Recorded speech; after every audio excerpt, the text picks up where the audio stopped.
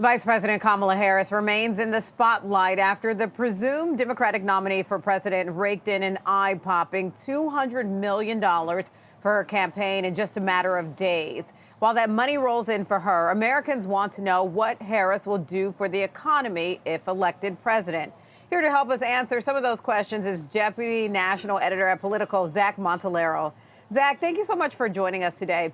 All right, let's start out with kind of just there's been some excitement around her right now. What do you make of the enthusiasm around Vice President Kamala Harris now? Yeah, so, the big thing she did is maybe not yet or not so much convince swing voters, but what's really happened is she's consolidating Democrats who just were frankly unenthusiastic about Joe Biden. Democratic donors are rushing hundreds of millions of dollars to her campaign. Her campaign said over the weekend that she's raised $200 million since she launched her campaign, which is a heck of a lot of money. And maybe more importantly, Democrats are now enthusiastic about their presidential candidate. By one measure, a Wall Street Journal poll earlier this month, less than 40% of Democrats were actually excited to vote for Joe Biden. Now it's something like 80+% of Democrats are excited to vote for Vice President Harris. So she's really brought the Democratic base kind of all into her camp at once. And at least for right now, they're all actually have some optimism about the 2024 election that just didn't exist 3 weeks ago. Right, that makes sense. And let's talk about the numbers that you mentioned, that $200 million that was brought in. Do you expect that cash flow to continue? I mean, not at that rate. This is historically a lot of money raised. Presidential campaigns in this day and age raised hundreds of millions of dollars combined. Vice President Harris and former President Trump campaign will spend well over $1 billion. So she won't continue raising at this rate, almost assuredly, if she doesn't be historic. But it is showing that there is new engagement among Democratic small donors, and also we've seen high value donors giving to super PACs, which is in this era of campaigning just as important. Yeah, it's a big deal that her campaign has raised $200 million. But groups that support her on the outside have said, and we haven't seen public reporting yet, but have said at least that they're getting commitments of tens of millions of dollars from different donors. I believe Future Forward, one of the major super PACs, said it had $150 million in commitment. So it's a big deal for the vice president to be able to very quickly have the resources to run a campaign that she needs to run in this 99-day sprint that we have. Yeah, and so a lot of that funding is from definitely very known capitalists. So many are trying to figure out how far left the vice president is on certain issues, especially things like the economy and taxes. Some say she's actually more moderate than people realize. What does your analysis show you or what should it tell us? Well, I think it depends what era of the vice president's career you're talking about. If you think back to the 2020 primary, she did kind of tack to the left on several issues. Now, as vice president under President Joe Biden, we see her kind of taking, the more mainstream Democratic positions on a lot of things. It remains to be seen what exactly she runs on. It's felt like a lifetime, but she's been in the race for only a week. But we've seen some early signs, right, that the Harris that ran in 2020 is not the Vice President Harris running in 2024. With fracking, for example, in 2020, she said she'd be open to banning fracking. Her campaign has said, no, actually, Harris in 2024, the vice president doesn't support banning fracking. We see her embracing some of President Biden's policy positions so far. So it's early, but this is a Harris who doesn't have to win a competitive Democratic primary, who can run, from the get-go for the general election, which is a different kind of campaign that you get to run. Speaking of that, the kind of campaign that she'd be running, there's some focus on building up the middle class and not raising taxes on those making less than $400,000 a year. Do you think that's the right messaging?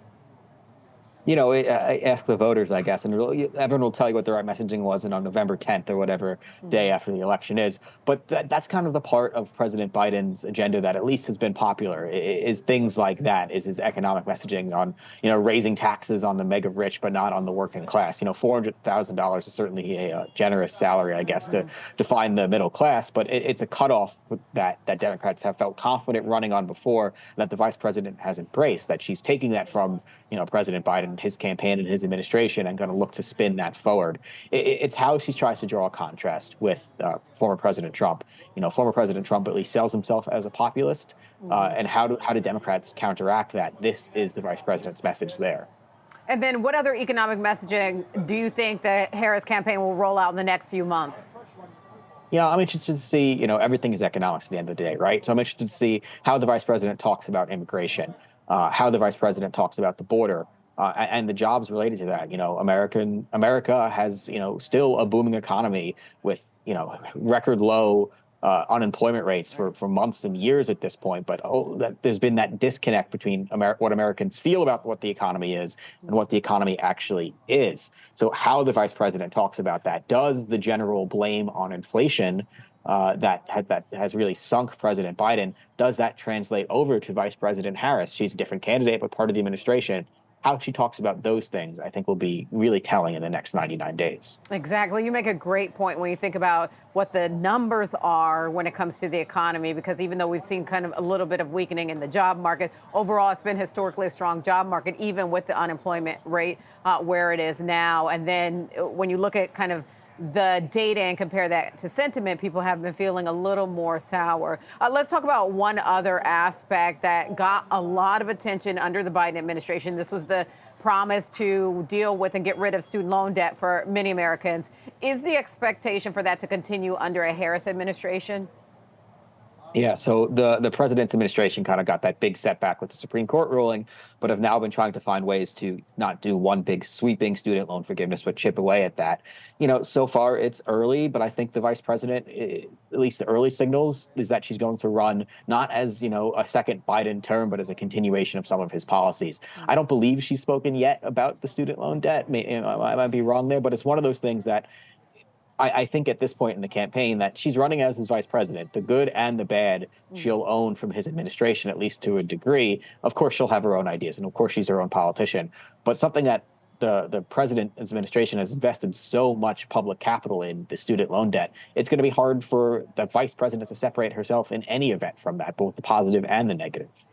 And then speaking of positives versus negatives, and then how, kind of the electorate would view this, Harris has been transparent about her own finances. I've looked at her numbers. She's released her own tax returns. Seems to be in contrast to former President Donald Trump.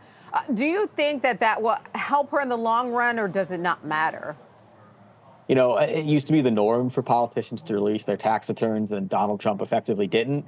And I don't think there was a single voter in 2020 that's like, oh, I like Trump, but I'm not going to vote for him for his tax returns, or vice versa, right? So it's one of those norms that is held up, and we'll probably see continue with the vice president doing it, and other future politicians doing it as well, those running for the presidency. But if the last 8 years have taught us anything in politics, which I don't know what kind of lesson you want to draw, is that tax returns are not the number one issue for any voter. And I'd be shocked to find one who's going to be swayed by the vice president releasing her tax returns, or vice versa. Someone who, I love Trump, but he's not releasing his tax returns, I'm not going to vote for him. I can't even picture that voter in my head right now. Is it still, is the expectation for this year, for 2024, to be kind of a focus on different issues like the economy, or are we expecting to see more one-issue voters in this season? Every election is about the economy when it comes down to it, but it's interesting to see what the vice president kind of emphasizes. Her launch video earlier this weekend, or at the end of last week, focused a lot on freedom. That's her new word, is kind of recasting this campaign as a referendum on freedom. And she meant that broadly. She talked about economics, sure, but she also talked about abortion and abortion rights. Democrats have ran on abortion rights since the Supreme Court overturned Roe, and have been fairly successful. 2022 was supposed to be a bad year for Democrats. It wasn't. Democrats ran on abortion rights then. They ran on abortion rights in off years and special elections, and have constantly overperformed. And that's kind of one of the big X factors for the vice president, is that she's such a better messenger on abortion rights than President Biden is, frankly. So I expect to see that carrying forward in her campaign as well, and that to be a big message for her. And speaking of choice, everyone seems to be focused on who she may choose as a running mate. Names like Pennsylvania Governor Josh Shapiro, Arizona Senator Mark Kelly, et cetera, are being thrown around. What are you hearing, and when do you think she will make an announcement? Yeah, so she doesn't have a lot of time. I think it's possible by this time next week, but the drop dead date is going to be August 7th. Is when, the virtual convention happens. And I think what's really interesting is that, yes, with the exception of Senator Kelly, basically all the other names being floated out there are these young, or mostly young, Democratic governors. The Democratic governors were really touted as the future of the party. That was stalled a little bit, both with President Biden's election and now with Vice President Harris rising to the top of the ticket. many of these young Democratic governors, kind of are boxed in. She has the chance to elevate one of these governors. Tim Walz, who granted is not a young man anymore, but he's not old.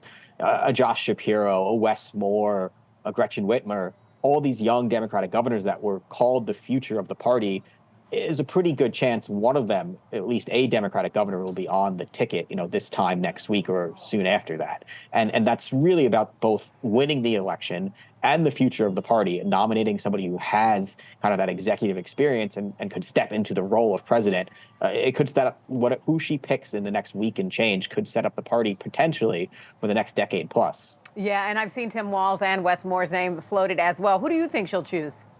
I have no idea. I used to cover governors specifically, so I'm governor pilled. I think governors, are better than senators at being an executive because they have that experience. But it's at least for me, it's anyone's guess. There's so many names out there right now. All right. Speaking of anyone's guess, do you think we will see a debate between former President Trump and Vice President Harris? And if so, what should people expect? It feels like we're still going to have one. The death of the Presidential Debate Commission, that used to be a nonpartisan board that kind of set these up, kind of puts this all into free fall. The president's campaign, or rather the former president's campaign, seems to be backing away from the debate, or at least the idea of it. But between now and Election Day, we're 99 days away. We used to fit in, 3 debates in that time period. Who knows? The former president has been railing against debates, since he's launched his political career. But it's also one of the few things left in American politics that really get a lot of eyeballs in a way that even primetime speeches don't anymore. So if you're either candidate, if you're Vice President Harris, if you're President Trump, you want one last shot to get in front of the American people writ large. The debate's really the only best way to do it. All right. It should be an exciting few months, that's for sure. Our thanks to Deputy National Editor at Politico, Zach Montalero. Thank you, Zach. Thanks for having me.